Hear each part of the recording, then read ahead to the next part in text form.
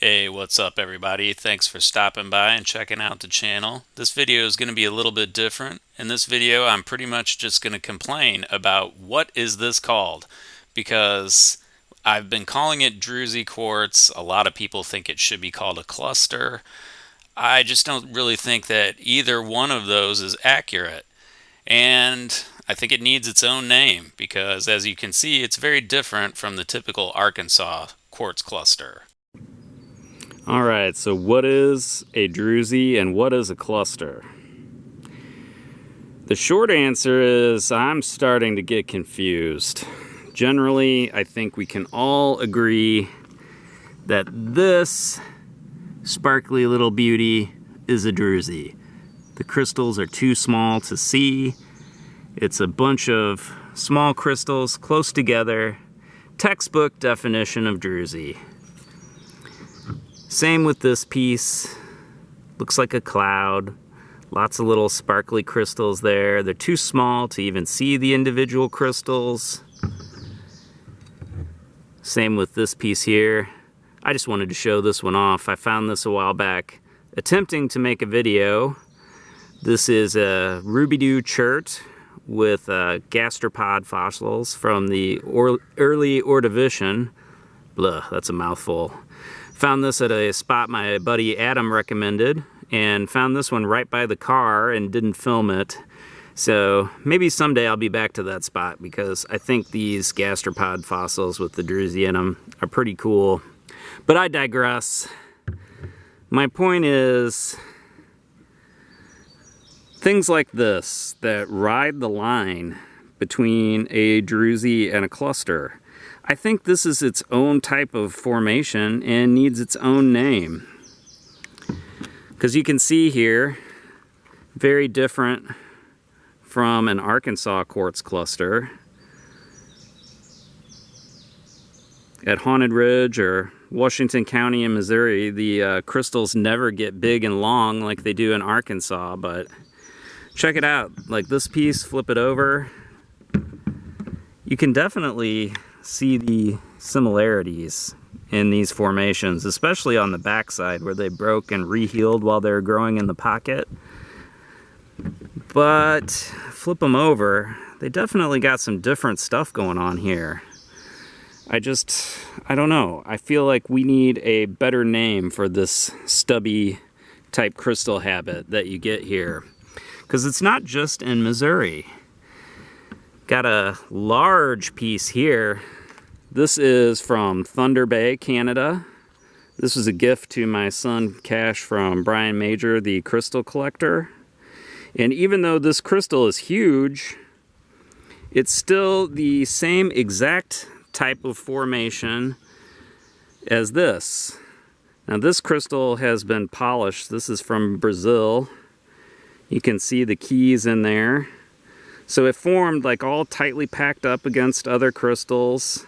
Wasn't elongated. In a formation very much like this when it was forming. I got a couple other pieces here from Thunder Bay, Canada. I thought this one was really similar to Missouri. This is just a smoky quartz cluster, or Druse, or whatever the weird in-between I think it should be called is, from Canada. I thought it was very similar to Missouri. This one's cool, very purple.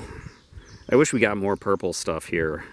But you can see the crystal structure is extremely similar to the stuff I find in Missouri.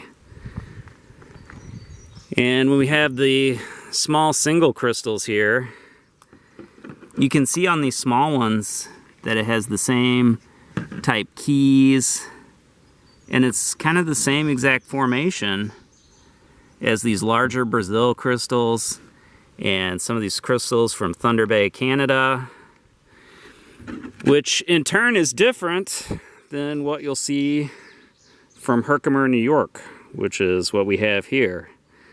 I think these crystals formed in an environment that had much cleaner water. When the quartz forms, the silicon needs like something, a particle, to start forming on, similar to how pearls form. And it must have just been very clean water. So anytime there was a little bit of sediment, you get one of these big Herkimer crystals. All of the silicon wanted to cling on to that one little speck, and there just wasn't a lot of them in that water. Not like Missouri, where evidently the water was filthy because the crystals are just everywhere. And my suspicion is in Arkansas, you had something in between, like some kind of half dirty water that made a lot of quartz crystals, but not too many. I don't know, that's my working theory on that.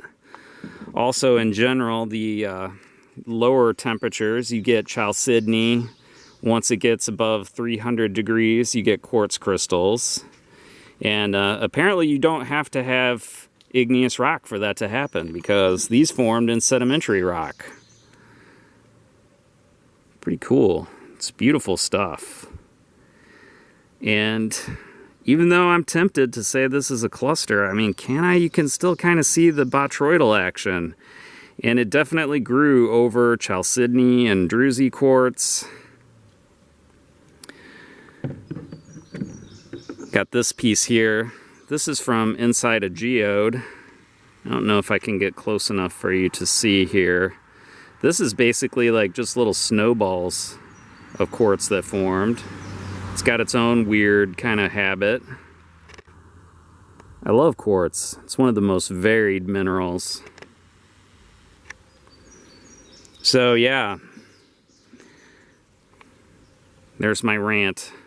This is definitely a Druse, and a cool one. Just very curious how some of these weird kind of stalactite and bridge formations type, how those formed. I don't know, that's some weird stuff. But let me know what you think. What is this? I mean, overall, we have some big individual crystal points here, but where does one crystal stop? And where does another begin? Can you really call this a cluster? I don't know. Let me know what you think in the comments.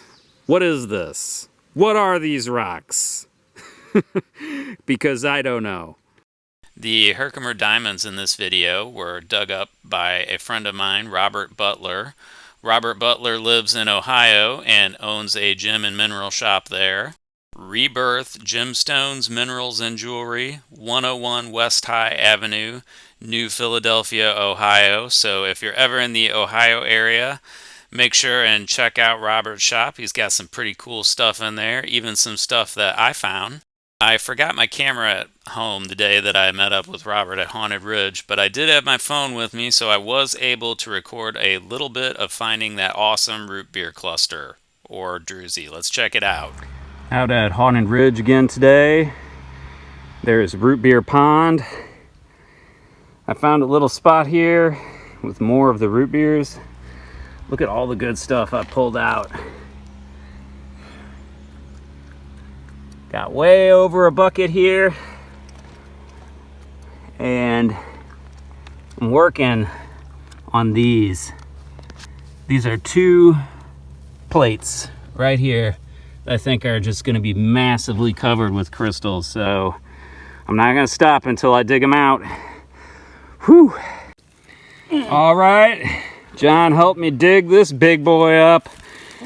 All right, that is the solid plate I was looking out here for. Look at that. This is this is going to be amazing. Yeah, right on, John. You got her, bud. You got it.